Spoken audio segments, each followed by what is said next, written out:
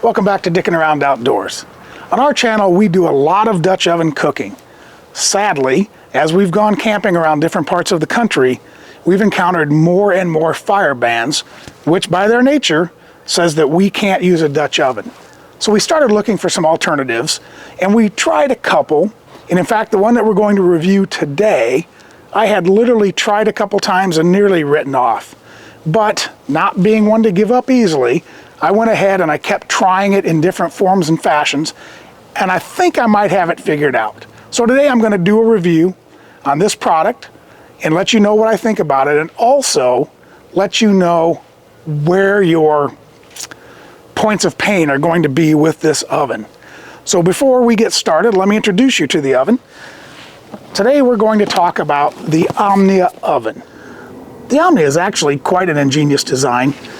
When you buy the oven, you get three parts, or I should say the oven is a three-part design. The first one is a stainless steel base plate that has a bit of a dish in it, as well as a very large hole in the center. The second part is an aluminum cooking vessel, and it has a large cone, and in that cone is a hole, so it looks sort of like a angel food cake pan, if you will. Now this cooking vessel sits into the base plate, and the only place that they touch is around the edges. So that leaves an air pocket in between these two that's designed to heat up the cooking vessel without actually putting it into direct heat. And the two holes create sort of like a volcano or chimney effect, and the heat comes up through that and circulates around the top of the oven and tries to bake the stuff from the top. And then you have a lid that goes on top, and that lid has some exhaust holes around the edges, and that's the design of the oven. When you buy the oven, you also get a carry bag, and we do have a couple of the additional accessories, I guess is what they would be called. The first one is a non-stick silicone insert that sits inside the cooking vessel and just makes it easier to get things in and out. And we also have a cooking rack that fits around the cone and into the oven, and that's designed to get things up and off the bottom of the oven, decreasing the tendency for the oven to burn things. So let's try this out on some real cooks. As I started using the Omnia oven, I experienced a problem that I hadn't experienced, well, actually I have experienced it in a Dutch oven, but it's pretty easy to resolve it. But in the Omnia, I was having all kinds of problems with the bottom of anything I was trying to bake burning, and the tops really not getting done before the bottom was burned. I watched a lot of YouTube videos about people making things in the Omnia, and I noticed a couple things. One is, either they weren't having that problem and I'm just not good at cooking in it, they have more experience, or they've experienced and they're not talking about it, as I noticed a lot of people don't really show the bottom of what they cook. Now one person did, and that's Chef Corso of Monte Uboca, and he actually did touch on the issue that you have to really pay attention to your heat and your time with this oven. And I've got an idea why that is, and I'm going to talk about that as we look at the oven. Now for this first cook, we are going to try to do a shakshuka type egg. We're going to saute some tomatoes and onions, then we're going to cook the eggs on top.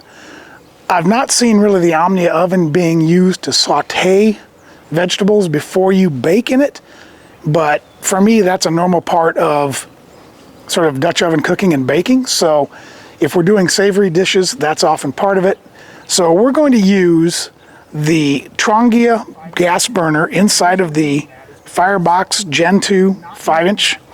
So I want to use a very small burner that I can control quite well because I don't want to overheat this.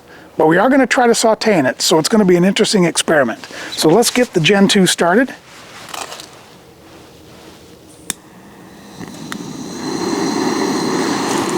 And Omnia does recommend that you heat up the base plate first, and the reason for that is, being stainless steel, it takes a bit longer to heat up than the aluminum.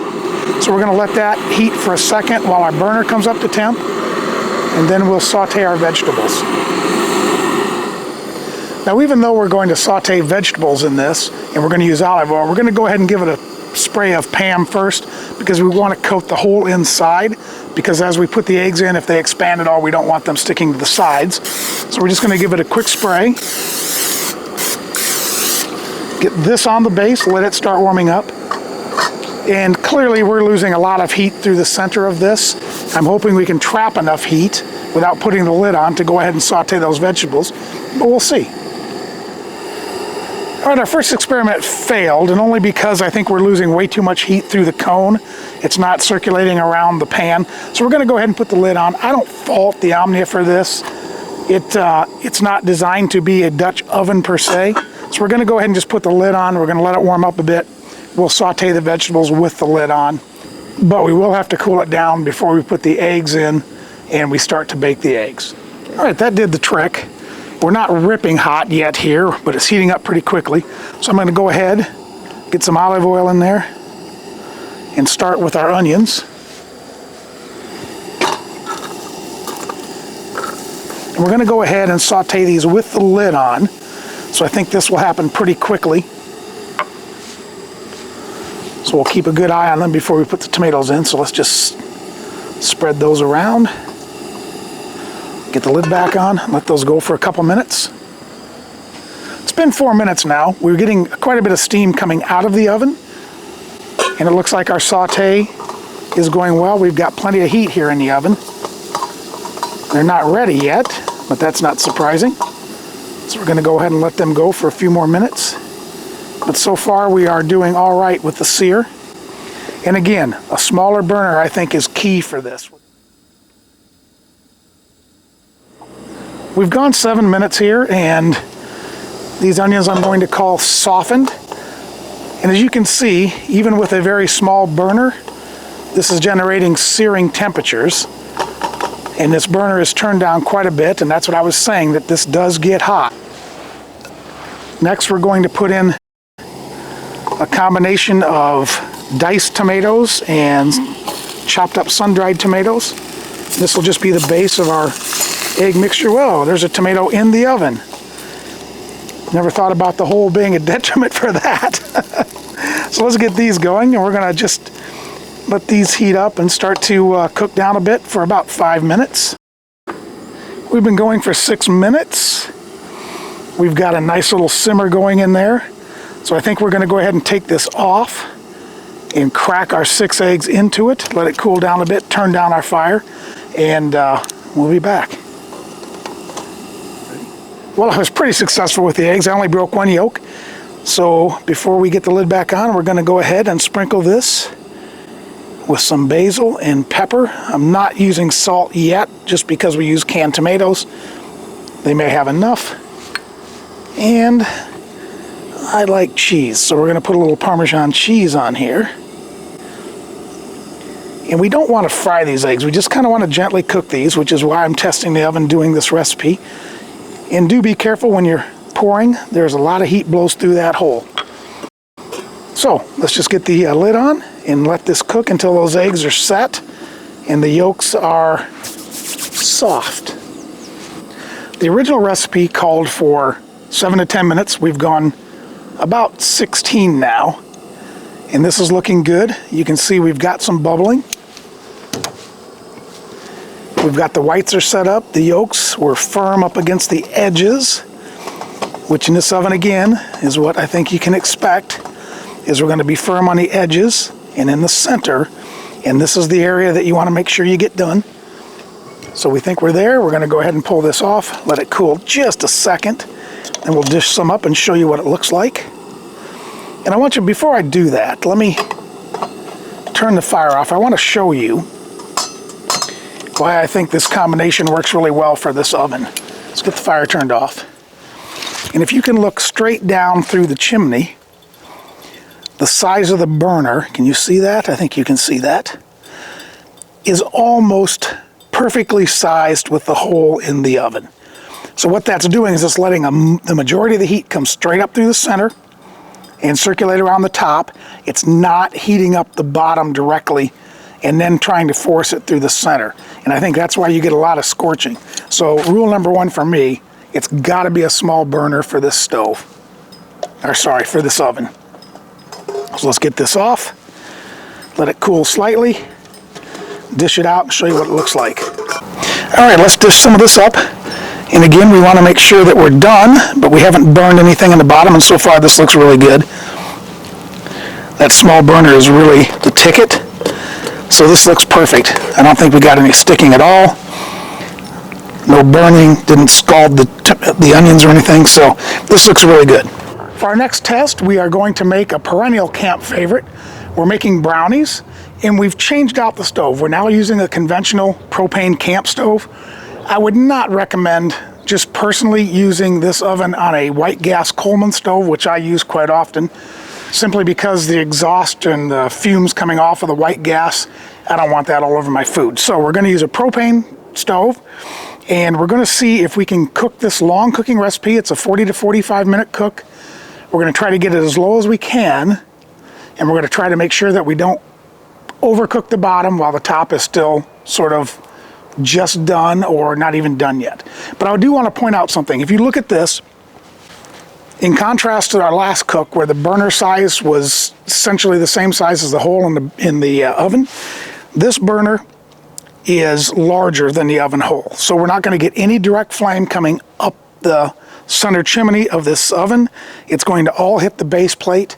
So that's what's got me wondering if we can do this without doing any sort of damage to the bottom of the brownies. But we're going to try to get this as low as we can and see how it goes. So let's get it fired up and get the brownies on. And we do have the fire on low. We want to make sure that this stove can go low enough that it doesn't burn the bottom or overheat the bottom. Not every camp stove is able to simmer as well as others. So we just want to see if this one will go low enough. So on go the brownies. I've turned this burner down to the point where it's just above where it wants to sort of start sputtering. And we're going to put the lid on and let this go. It says 40 to 45 minutes on the recipe for this. I'm going to go ahead and check it at about 30 minutes just to see. So take a look at this. This is one of the things with the Omnia oven that I was talking about earlier, is that it gets sort of hotter on the edges and by the cone, because that's where the heat comes through. And we did use a silicone insert in this to make sure it didn't stick. But look at the way this is cooking, and you can see that it's hotter along the cone and along the edge, and in the center it's not as warm. So it's not rising as evenly as it would if it was in a regular oven or even in a Dutch oven, I think. So I did want to show you that, and that's kind of what I was talking about. That it's very easy in this oven to burn the bottom and the sides before the inside gets done. A little over 45 minutes in, we're going to go ahead and stick it. We've done this before and hadn't been done, but it looks like it's getting pretty well done. Things are coming out clean. Gotta watch, don't ever put your hand over that hole, boy, it's hot.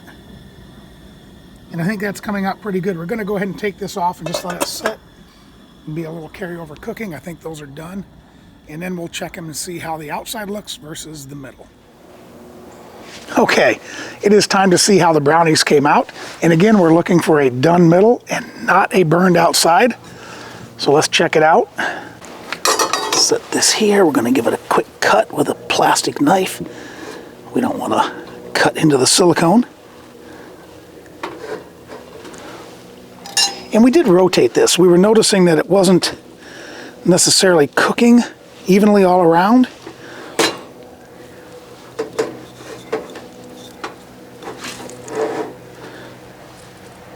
So it looks like either one, this spatula is, or this is not hard enough to get under there. No, it's not sticking, it's just the spatula won't get under it. Oh, now, see, we got the classic super crispy burned on the bottom that we get with these things.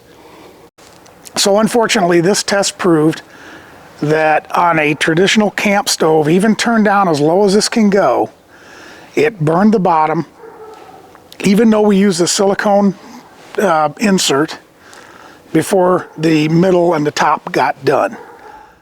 Just a visual indication of how this cooked. You can see how burnt the bottom and the sides, the outsides where it was contacting the aluminum. Certainly not the way Grandma made it. But on this side, it didn't burn so bad, so it wasn't cooking evenly. That's why we rotated it. But definitely the bottom all along was just getting way too hot, even though the top wasn't getting done. Well, I wouldn't call the brownie test a failed test because it did teach us something. But I would call it a failed cook. And my kids would not be happy with the outcome of that at camp. So what we've decided to do is we're going to modify the last test a bit. Originally, we were going to put a series of flaky Grand's biscuits, just pop open biscuits, on the rack and cook those in the oven. But what I think we're going to do is we're going to try two different things. We're going to try on this camp stove with the rack and see how they cook. And then we're going to get the firebox back out and cook these on the actual oven, not on the rack, and see if the camp stove versus the firebox cooked differently will create similar biscuits or how that looks. All right, first one is ready to go. We've got 4 of these biscuits in the Omnia Oven. We've got the base plate heated up. Just a quick note, these biscuits are actually big enough that they're touching both the outside and the inside of the cone, so they're quite big. This works, I think, better with croissants or something like that. But we're going to go ahead and cook these. Let's see how it works on the propane camp stove with the rack. So on we go, and 8 to 10 minutes, we're going to check these and see how they look. So we've gone for 18 minutes. The instructions said 13 to 16. I think they're getting close to being done. We can smell a little bit of burning. So let's have a look, see how they are. So I'm going to go ahead and take those off at this point. They look pretty good. I want to see what we're smelling here. I'm going to turn the stove off. So let's get these off. And there's my spatula and see what they look like. I'm going to put them on a plate here.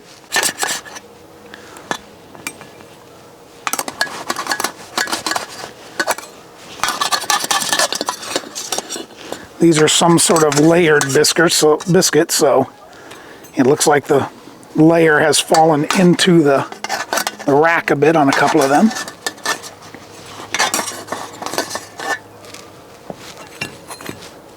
And I would say this is not an ideal outcome either. So here's what we're looking at. We've got, let's let this cool down for the next test. We've got biscuits that are decently done on top, pretty pale on the bottom, and have burned where they touch the sides, at least where they touch the cone in the middle, not so much on the outside. So I would say that that's not a super appealing biscuit. So let's try the firebox with the smaller burner without the rack and see what we come up with. We're getting ready to start the last of the cooks, and after that last test, had I been not doing a comparison, what I would do is I would cut these biscuits in half so that they didn't touch the sides. But since we are doing a comparison on different cooking burner sizes, I'm not going to do that. I'm going to try to keep it even. But what I did say I was going to do was I was going to put these buns on the actual bottom of the pan with a smaller burner, because clearly that's going to help it get a browner bottom. So we're going to try that now and see how that comes out. And we're just warming up the burner. Let's go ahead and warm up the base while we get the biscuits into the pan. And then we'll turn our fire down because we don't want a high heat with this thing. Turn the fire down and see how these biscuits cook. All right, on go. The buns for the last test, and what we've done is we put them in the bottom of the pan. We haven't greased it. The instructions for the biscuits said put them on an ungreased pan, so we're doing that. And one thing I was thinking, even though I said I would cut these in half, and I do think that would work better, if you're doing a loaf of bread in this, which is something that the book has recipes for, if you're doing bread in this, it is inevitably going to touch the cone or the sides. So you need to find a way to cook in this without burning it.